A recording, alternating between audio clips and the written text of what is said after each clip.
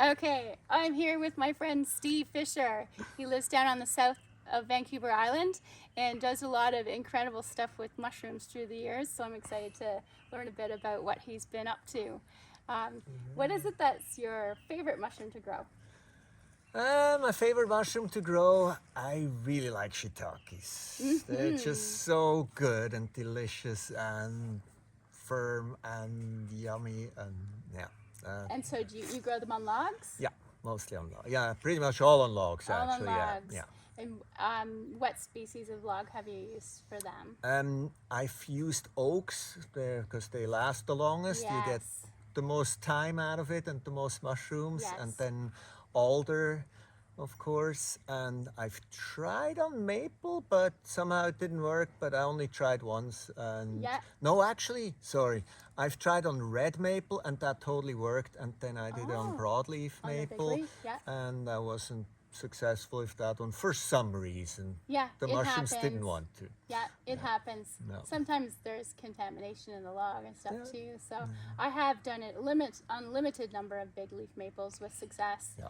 and also lots of alder. Yeah. But yeah, the shiitakes do last. It takes a long time though for them to fruit for the first time. They've got a lot of patience involved for growing on logs. Yeah, a friend of mine, he actually has a log that did not fruit for 7 years. 7 years. And after 7 years, he showed me pictures. He said, "Hey, look at this. I gave up on this log long time ago." And he just stuck it somewhere as a border in the ground, Yeah. and now it's got shiitakes on. Yeah, that is a great learning experience. Is like you never grow up, or you never grow up.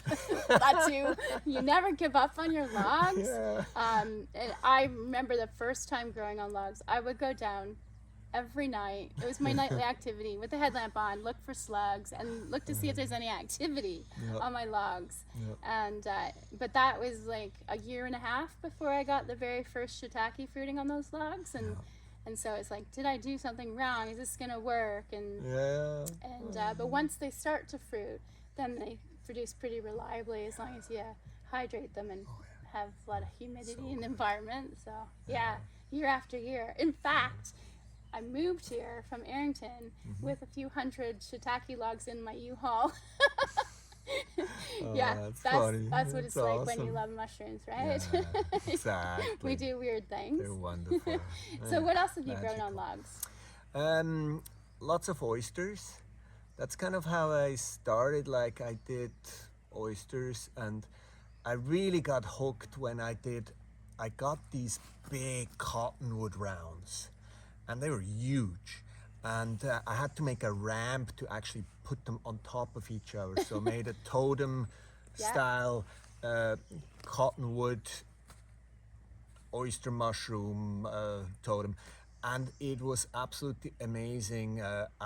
I made it, and when I made it, one thing that I discovered there was I was like, so how am I gonna close where they meet each other? The gap. So you The put gap. a round down, then you put some mycelium from the oyster mushroom. Well, then I you put another- cardboard down Cardboard, first, yeah. and then mycelium, and then Yeah. the first round. Yeah. And then you have all that open space with all the mycelium, and all the bugs like to go in there Yeah. and eat it and shit in it and whatever else. And I was like, okay, how am I gonna close this now? Because wax doesn't work that way. I mean, Yeah. unless you have like too much. It lasts only a short time. Yeah, and so that's when I tried with clay. Oh, And neat. clay works phenomenal. Oh, great. You just mix it up in a bucket and you just Oh, I gotta close try it all. that. Yeah. Yeah, it works really well. And Yeah. it also, I feel like what happens is it soaks up the moisture at night and then gives it back into the log in the daytime. Mm-hmm. And it can seal it completely. If something ever cracks, you just take a little more clay and close it. You can cover the whole log in clay if you want to. Right. But so I did that totem, and in the spring and in the fall, I was like checking it all the time and looking, and when is it gonna fruit? When is it starting? And nothing and nothing and nothing. Okay, in the springtime, I guess. I have to wait a whole year. Yeah. So then spring came around and nothing happened and nothing happened and nothing happened, and I totally gave up on it. I was like, it didn't Well, it's a work. big round, you said, and the big rounds Yeah, can take they a were- lot longer. They were probably like this Yeah. big. And then it was between like the rounds, the gap where you put the mycelium, that you put the clay around that. Yeah. So it was a whole year, and you're still waiting. I'm still waiting.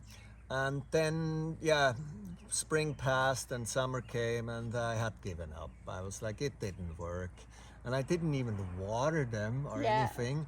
And then suddenly fall arrives and it started raining, All of the course. abundant rains. And I'm standing there, I'm looking up, and this thing is just covered in these humongous oyster mushrooms. There was so many oyster.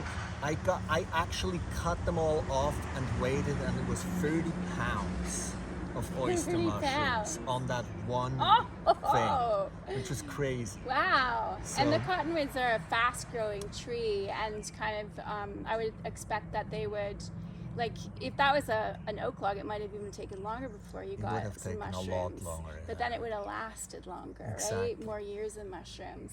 So did you have any more flushes out of that log? Yes, I got 2 years. So that fall they flushed, and then in the spring they flushed again, less, and then I think the fall I got a very small flush, and that was it. Yeah. So it Cottonwood, gave It just gave goes all its- full blast. all its bounty at once, Exactly, really. yeah. Yeah. That's what cottonwood does. Right. It doesn't last. Alder would last a lot longer. Yeah. But cottonwood, it just gives you a lot of them, and then that's Yeah. it, pretty much. Neat. Oh, that's really cool. Yeah, that was so fun. so that was your oyster experiment. And have you grown lion's mane on logs? I have on oak. It was not a very big one. It was maybe, actually I did two successfully. They were both about this diameter, maybe a foot long. And they both got a nice little one. One I had in a flower pot, and it looked really cute, and I could take it with me to the famous mushroom meetings and so on. I had it at one of the museum, I think it was at the museum where we had the mushroom show, and yeah, very, very cute, but it wasn't a lot of lion's mane. You get a lot more lion's mane out of one block, you know, Yeah. to be honest. Yeah. And I think it only fruited twice, and that was it. Yeah. So, So you have yeah. limited experience with lion's mane and a little bit of production, but it hasn't been as fruitful as the oyster or the shiitake. Yeah, exactly. I'd Yeah. love to do a big. I actually did a bigger log, Yeah. an oak log that's about this big, but that was just. I haven't tried, because I just find shiitake is the winner for logs. Yeah. But I did do some lion's mane on alder, and I got one that was fruiting. Yeah. So I know it does work on alder, but I don't know, how it's not as strong a mycelium perhaps. Yeah. And so and That's that very might not cool. that's not necessarily its preferred, because that's not necessarily its preferred log. So maybe in other trees across Canada might have better results with. Yeah. So Yeah, but it's very cool that worked, because I know Brandon. Well, I think his name Brandon. He told me, "Oh, it works. I've seen it, and I know it works, but it's not its preferred medium, Yeah, of course." So yeah. I was a bit disappointed because I wanted to photograph it, but then a slug came and ate it. Yeah, oh, it's so frustrating. So I understand that you've been teaching people some of the techniques that you've been using. Yeah, I've done probably 4 or 5 years of workshops for SVIMS, South Vancouver Island Mycological Society, and every spring I do a log inoculation workshop, and where people come in the morning, a group, and a group in the afternoon, and everybody makes a log and takes home a log with shiitakes or with oyster mushrooms. Yeah. And thank you for donating some spawn for Oh, that, yes, by the my way. That was really pleasure. great. Yeah, It's we fun. like to support educational initiatives, Yeah. so that's Yeah, important to us. We've got a number of teachers in schools that are growing mushrooms and teaching the Yeah. kids, and and then we've got just various people on their farms that yeah. teach people across Canada too. Yeah. So we like to partner on that. And what about the wine caps? We're really excited. This is the first week of May, and these are the very first wine caps that have come out of the wood chips here at the base of these. Oh, look, there's another one. Oh yeah. Yeah, they just seem to pop up out of nowhere. It's lifting up the hose here. It's a strong one. Yeah, I know. It's amazing. Yeah, we were just talking about teaching people to grow wine caps and your experience with wine cap growing. Yeah. So the first year I did it, I wasn't super successful, but I got a whole bunch. The slugs got a whole bunch too, unfortunately. Yes, yeah, there. But yeah, it is what it is. It's a competition for slugs. Yeah, exactly. But then the next year, I did quite a big area, often, and what did you plant them in? In straw, alder chips, and hardwood sawdust. Great. The pellets. Perfect. That I rehydrated, and I let it all inoculate. And once it all got really white underneath and ready to pop, I covered it all up with about a good inch of peat moss soil mix. Oh, I see. There's the white mycelium, the wine cap growing on the bits of cardboard left over. Yeah, so I covered it all up in a good inch of soil and peat moss mix, and just kept it watered, and I got unbelievable amounts. The whole thing was just full. I mean, I couldn't even believe it. It was so many. Yeah. And after that, I was like, okay, I gotta teach that too. That's so successful. Extremely and I did last easy spring. I did a workshop for swims, and I was like, whenever they're ready, I'll invite everybody over, and you can just come and pick. Unfortunately, that year, some animals decided to dig up my whole beds. Like, everything was dug up. No. The only place where I got some was kind of on the outside of it. I was very disappointed. Yes. You know, like, Thankfully, wine cap mycelium, unlike other mycelium, it likes disturbance. So that might set it back in terms of producing in that moment. Yeah. But it doesn't. It's actually, it's really this cluster I grabbed. I could hand this to you, and you could take it home and grow some wine caps from it.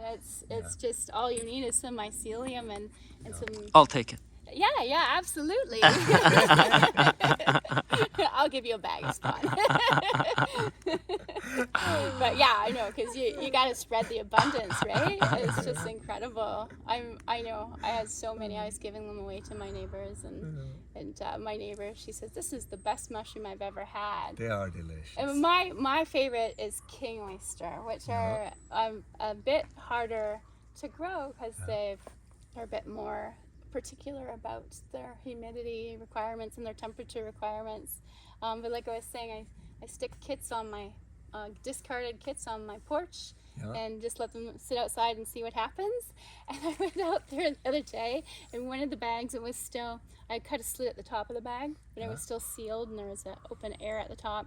And it was filled with one mushroom, the whole bag right to the top. It was a massive mushroom, and they're so good. I love the firm texture, and the flavor is wonderful. So I love discovering some easy techniques to make some of the harder to grow mushrooms more doable for everybody. So I'm looking forward to sharing successes and with that for people.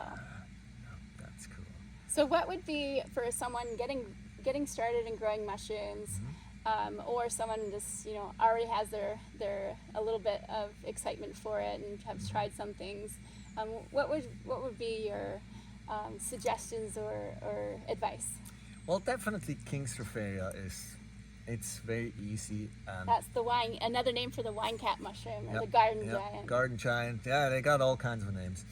They're super easy, and they're really tasty, delicious, great. They grow because mushrooms need that high humidity and watering and things like that. And you can grow them in your garden, like at the base of plants. Yeah. So you're watering those areas anyways. Yeah. So, and then it also feeds the soil. It's breaking down the material and mulching the plants so the water stays in. Yeah. So there's lots of benefits for a gardener. Yeah. I know if you have not very good soil, I did that in some place, and I mean, it adds so much, and it breaks everything down so fast that it really helps Yes. for And what, growing anything. I think I saw is that say oyster mushrooms are another really accessible, but not everybody has easy access to logs. But I think I saw you did something with wire mesh and maybe straw. Yeah, that was really cool actually.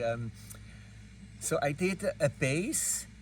I did probably 4 by 4 feet, about 6 inches tall, with just straw, sawdust, rehydrated wood pellets, and wood chips. And then I built a whole tower out of this galvanized wire mesh about Wire this mesh. tall, and filled all that up also.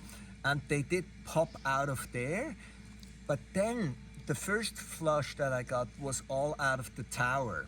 But then the second flush, and they were mostly smaller, but then the second flush, they all came out of the base. The base. And they were chunky and big and fat. So did you put wood chips in all the substrate all the way up, or was it mostly straw at the top? No, or? it was all All the mixed, way, all the way, yeah. everything. Yeah. But I really want to do another bed just Yeah. in the ground. Yeah, an For experiment to oysters, see. and yeah, because I know it works. Why do you think that it was like that? I mean, it's just like we're always just learning and Yeah. trial and error. Yeah. That my mind goes to that there might be more humidity, Exactly. more moderated climate down near the base. That's exactly what my thinking was too. Even though I did make a special plastic bag that I pulled over the whole tower to keep it high Keep the humidity, Yeah, but they were still much smaller yeah. than the ones that came out of the ground. So I'm really excited about just doing another bed in the ground and then put a tarp over it with Yeah. a few holes in it, just so there's a little bit of airflow. And Or cardboard works really well for mulching like that too. that's true. Yeah. Yeah, that's a good idea. Yeah. Yeah. There's no limit. No, there isn't. That's the It's always cool just thing. about being creative Yeah. and thinking like a mushroom. Yeah, What does a fungus want? Exactly. So yeah, and the idea you grew in a massive tower, but you could do that in a smaller scale, like in a bucket or in a planter. Yeah. I've grown in Yeah. like milk crates and things like that Yeah. too. So Were you successful in them? Were you very successful in the milk crate, or did you think it was just? I got it colonized well, and Yeah.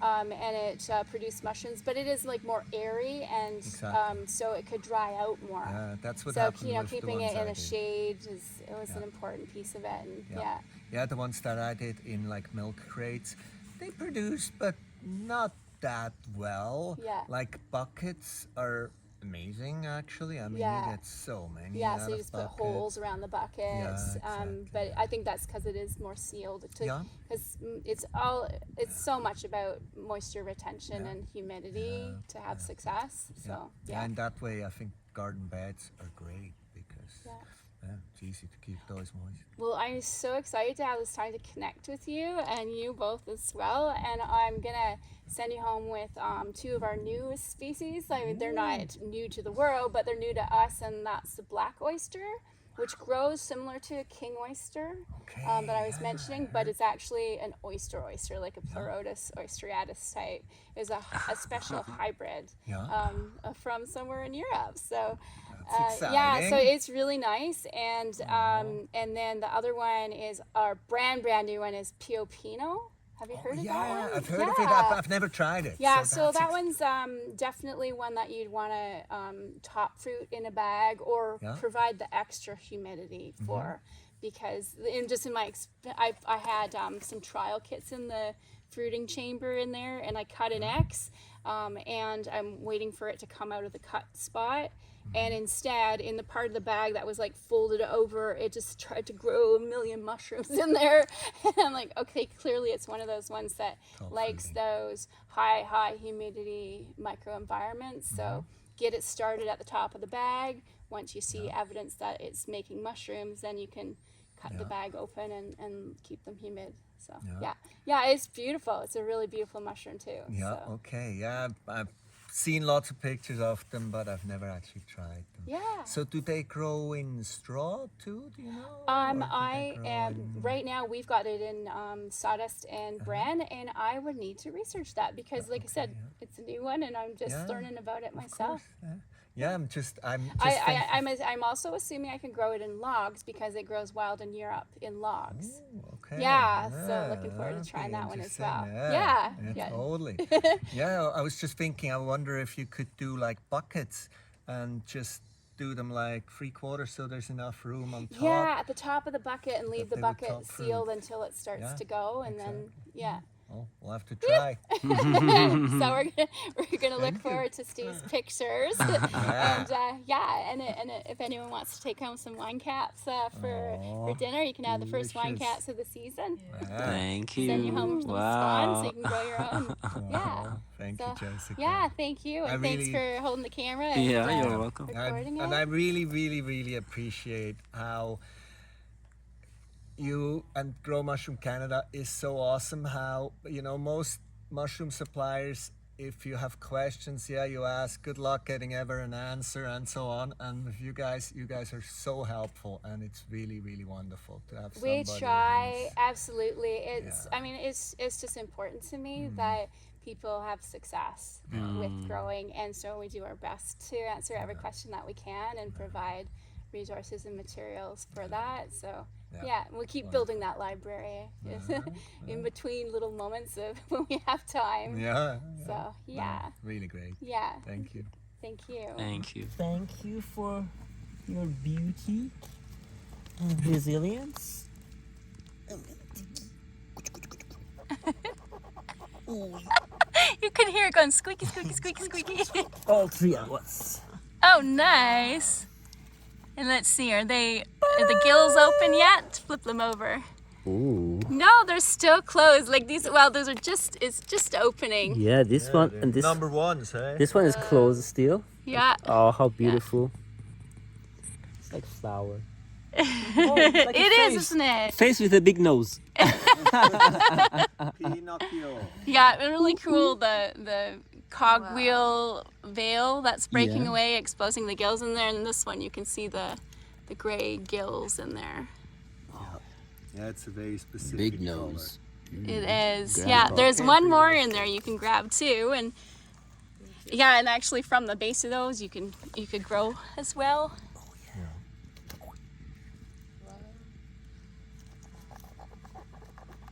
It's funny hearing the knife cut through it. Squeak, squeak, squeak. It's quite firm. Oh, there was a little guy there.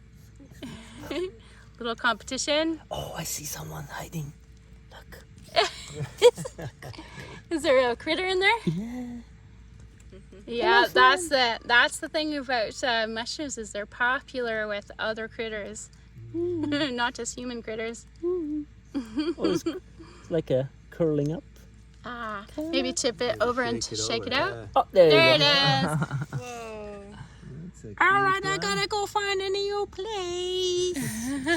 There it is. There. Yeah.